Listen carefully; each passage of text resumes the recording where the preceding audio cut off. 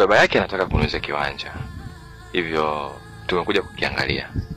Ndiyo, na hapa namsindikiza kwa sababu hajui njia ya kutokea barabarani. Oh. Kumbe. Ndiyo. Yule ndo mama yako wa kambo. Ila kwa sasa sitaki ajue chochote. Sawa baba.